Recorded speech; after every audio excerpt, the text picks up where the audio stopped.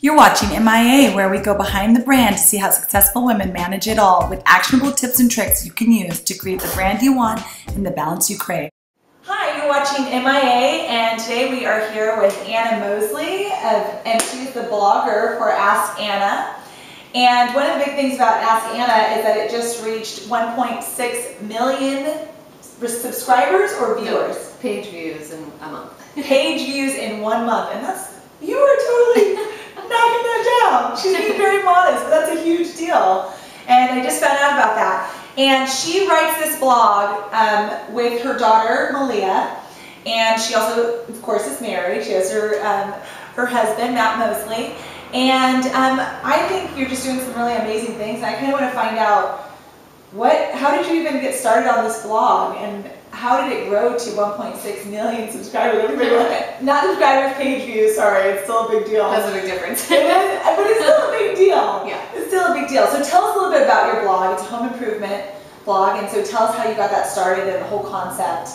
Okay, yeah, it's cleaning, organizing, decorating, home improvement. Like I said, we do a lot of house projects. Yeah. I actually love the story of how it got started because I tell people it was not my idea. Really? Yeah, not at all. How did it so years ago, when blogging first started, before social media, before Facebook, all that stuff, I had just like a family blog. So I blogged while I was pregnant and all that stuff. So this was like 5.5 years ago, almost 6 years ago.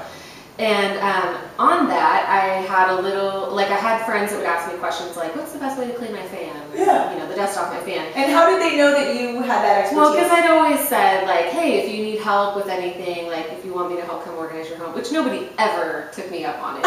I'll take you up on it. I know. I was like, now you have really? Yeah, exactly. Yeah, because now everybody wants me to come in too. But yeah, so this friend asked me at church one day, like, how do I do this? And so I was like, oh, I should start like a little Ask Anna thing. And so it's like this cheesy graphic of like this little maid with a mop or dusting, and so that was like my graphic for every post. And so I do a little Q&A, but then I ran out of questions because there was no such thing as Facebook at that time. Yes. And, you know. And you're just getting them from people you know. Yeah, exactly. And so people ran out of questions. And I stopped blogging, doing that blog when I had my baby because it was just too much at the time to do. So fast forward a couple years, and my friend started doing like a 31 days of thankfulness like for Thanksgiving. Like a lot of people do that. Right, yeah. So I started reading hers and getting really inspired, and I was like, I should start blogging again. And this just seems kind of fun. And so I went back on my personal blog. It was like 2 years of gap. And was like, I'm back, like I'm gonna start writing again. I love it. So then my best friend said, hey, you should bring back Ask Anna because that was really fun. And I was like, well, I've ran out of questions and, you know, I don't know, people weren't really into it. And so she was like, well, now there's Facebook, so you could, you know, ask questions on Facebook. So get out there a little bit more. Yeah, on social media. So I was like, oh, that's a good idea. And so I was sitting, I remember it was January 10th, I think, of 2009, or no, not 2009, that's when my daughter was born. Just kidding. That's a great year too. It was 2010. Yeah. Okay, 2010. And I was sitting on the couch with my husband, and I was like, oh my gosh, like, it was like all of a sudden I had all this download. I was like, so many great ideas from this Ask Anna. So I said, I think I actually should start another blog. A separate one. From my personal one, and just like start doing this and like see if it takes off. So I mean, it took me forever to get 100 followers. Yeah, well, I was gonna say, so how did you realize it started to take off? When did you realize that actually happened? Well, that year it was cool. I mean, so that started in January, and in April Arm & Hammer contacted me. I was like, oh my gosh, Arm & Hammer, they're famous. So this is from January to April. Yeah. And then so I had like 450 followers at that point. So like it really nobody followed me. That's still a lot of people for just starting out in 4 months. That's an average of 100 followers, new followers per month. Okay. So when they were kind of like this, yes. Okay. So Arm & Hammer contacted me, and then I started doing reviews for them. I did like a 6-month thing with them, and then from there it just took off. So how can someone, if they wanted to start reviewing products for people, because there are a lot of people out there who do it for baby products and things like that, how can you start reviewing products? I think like doing a couple good, I mean, you're not going to get paid for it at first, Right. but doing a couple good reviews Yeah. of things that you love. Yeah. Like when I had my daughter, there was actually this mommy blog that I followed, and she reviewed products that she loved. Yeah. And I was like, oh, that's really good. I mean, and at the time, I'm sure she wasn't getting paid for it. Right. But, do But a you couple. enjoy reading them. Yeah, but do a couple good reviews of things that you believe in. And I even do that still. Like, there's plenty of things Yeah. that I talk about that I'm not, like, it's not a sponsored post Right. just because I love it and I think people should love it. Yeah. And so that's like my favorite carpet cleaner. Like, I've written like 3 posts about it. I'm like, seriously, if you don't own this yet, you need to go buy it. What is it? It's by Woolite, and it's Pet plus Oxy. Okay, Pet plus Oxy, go get it. I'll go get it too. Yeah. Oh, so, like it has gotten like full-on glasses of wine, like red wine, out of carpet, Really? off my brand new white couch, and my friends spilled like a glass of wine on I it. just can't even believe you have a white couch with a child. Well, I'm proud of you. yeah, but I mean, like if anybody can keep a white couch, Yes, like she a cleaning can. blogger. No, should be yes, I know. able to do I will never be there, so yes. So tell us a little bit, what's the biggest part, or I guess the biggest struggle that you had starting your blog, having Malia, because at this point she was only, what, maybe a year at that point? She was about 18, maybe a little more than 8. So on the move. Yeah. Not staying, sitting in one spot so mommy could write. So how did you? I really, at that point, she was young enough, she was still, I mean, she's always been a really good napper. Yeah. So I did most of my stuff during nap time. And then honestly, it just took a lot of my own, like sacrificing my own time with Matt. Like there was a point at which Matt's like, I'm pretty much done with you blogging because we always like sat and watched the news together at night, and we talk, we interact about the news and the day, yeah. And so for a good 6 to 8 months, like I was really having to sacrifice that time to get going. And I kept telling him like, someday I promise you this will be worth it. Yeah. Just trust me at this point. But he was just so frustrated. Yeah. So it was like all nap time I'd work, and then you can't work like when she's running around. And I didn't want to because I wanted to also be a good mom and like, give her the attention she needed before she was in school. Yeah. And then like all my evenings, I mean, and we always went to bed together like until that point, and then it's like he'd go to bed and I'd be up for like 2 more hours just investing time in my blog and really connecting with other blogs to try. I pursued other people like, hey, can I write a post for you? And that's the kind of stuff it takes. Yeah, absolutely. It's a sacrifice at first, and then, but I knew that it would be worth it. Yeah, so because now she does get paid to review things, and then she does have 1.6 million views. I just like saying 1.6 million views. Okay, I just have to clarify it, but that was only 1 month. That doesn't matter. That's so fantastic. I mean, I do have good page views, but that was just one. I mean, that was like crazy. Yeah, no, that's great. And then also you started out with Record Searchlight too, which was a local paper, right? Yeah, so I pursued them. Okay. I had a friend writing a column at the time, and I just said, hey, can you hook me up with your editor? Yeah. So I was in the paper every Saturday, and it was really funny because, like, I mean, I don't know. It was awkward to me because, like, I'd go places and, like, all these cute old ladies would be like, I love your column, and, like... You had some good information in there. Yeah, You did. but it was always the cute little old ladies. I'm like, I think it's only old ladies that read the newspaper. No, it's everyone. And my husband. I read it. Okay. Intense, yeah. So what would you say are kind of some of the biggest challenges that you've had in writing your blog? I think time management has been by far the biggest challenge because, I mean, working from home, it's always there. Like, my computer is always there, it's always on, there's always something that needs to be done.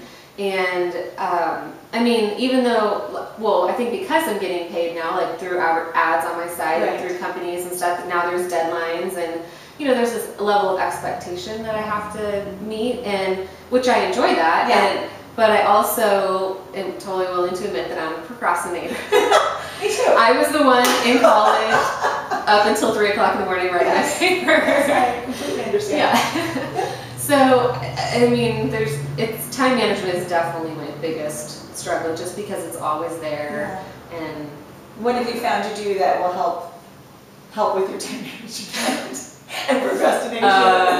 Do you have any tools that you use or anything that are helpful, like for your, even for blogging or anything like that? that. Yeah, I mean, I got to a place where I'm like, I need to set like office hours. Like there has to be a point at which I say like I can't just keep going in there and checking stuff all day long, because I really literally could be on my computer all day long. It's a little addictive. Yeah, well, no, it's just that stuff needs to get done. Yeah, which makes it a little addictive. Yeah. You feel like you're never done.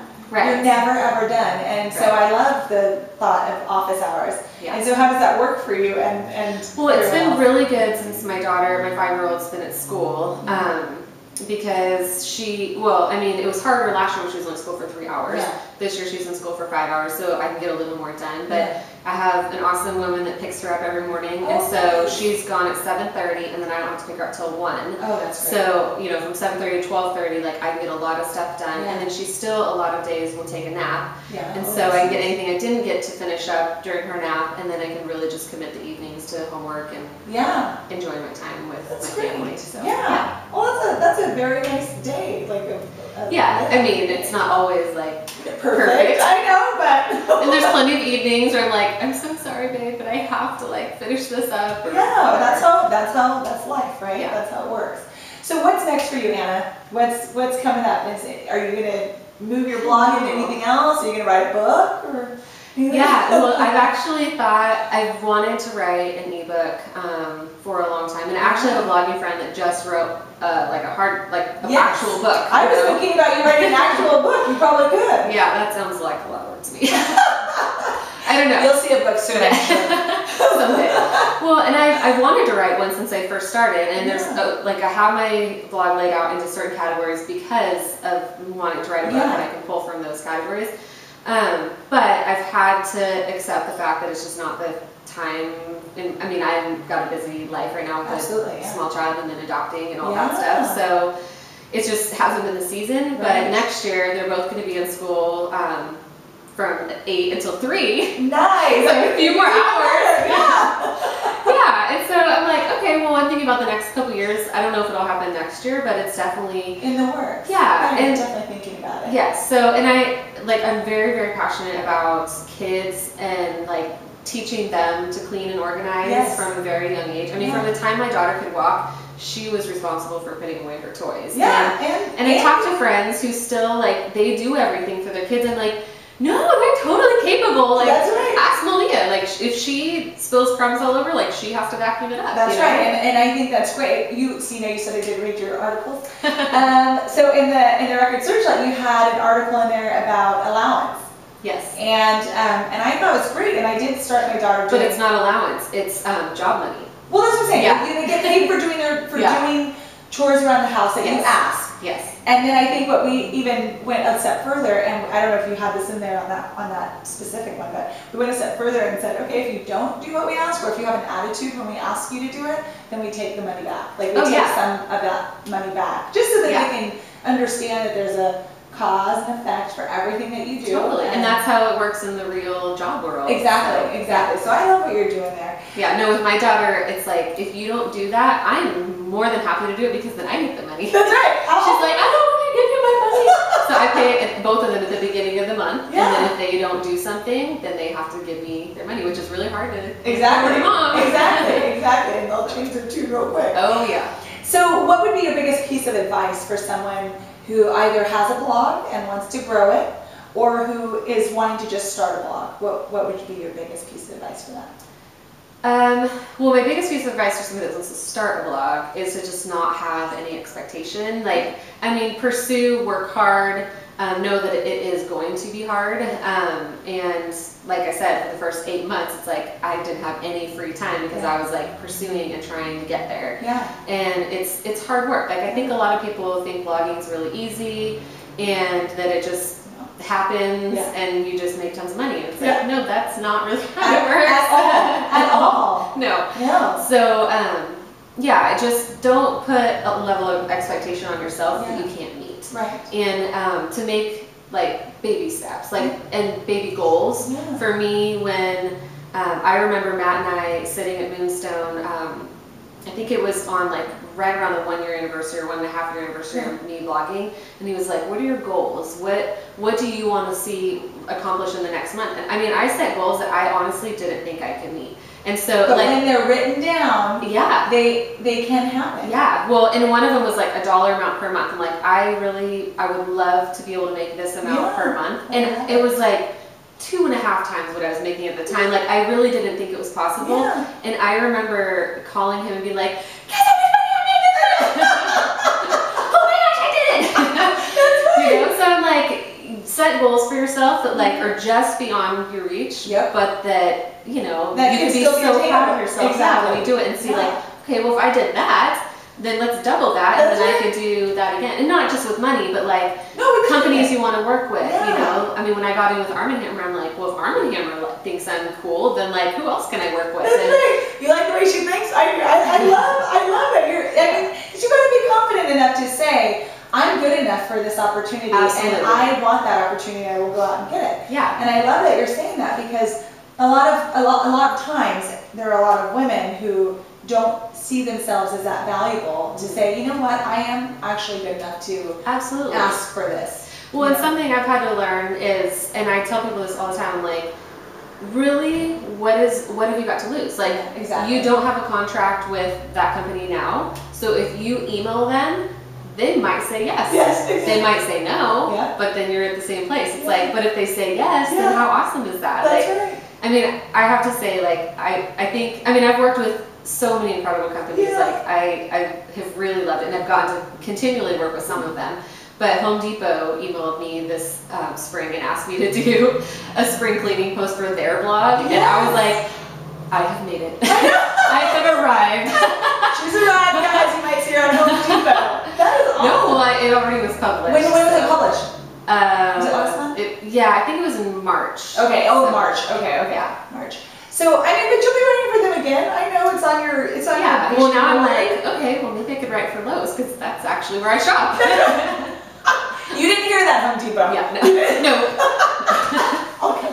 I did tell the lady that I was working with, I was like, we do a lot of shopping at Lowe's because our Home Depot in Reading is more, you know, focused on contractors and stuff like that, which I am so not a contractor. And you also can't hire her out either. So Anna, to close up, what is your definition of MIA, or managing it all? What do you feel like kind of encompasses that by definition in your book? I think managing it all means it doesn't look good. You feel like you're going crazy most of the time.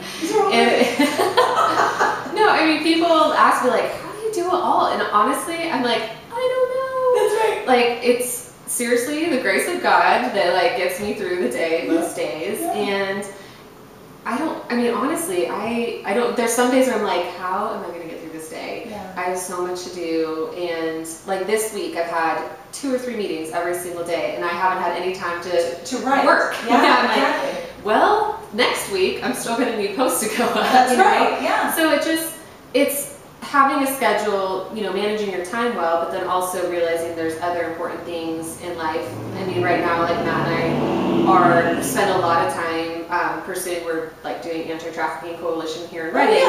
So there's like a ton of stuff that we're doing with that, and a lot of my time is filled with that. So it's like, sometimes work has to give a little, sometimes that has to give a little. And I think it's realizing like, I can't do it all. And I need help. Like, one of the ways I do it, I mean, do it all, like... no, it's definitely quotations. Look like I'm doing it all. is that I have good help. I mean, I have a nanny that watches my daughter in the summer a couple of days a week so that I can still write. I have an amazing, supportive husband. You know, it takes help. Absolutely. And I have an incredible assistant that is on maternity leave. I'm like, when are you coming back? When is that baby I am ripping my hair out.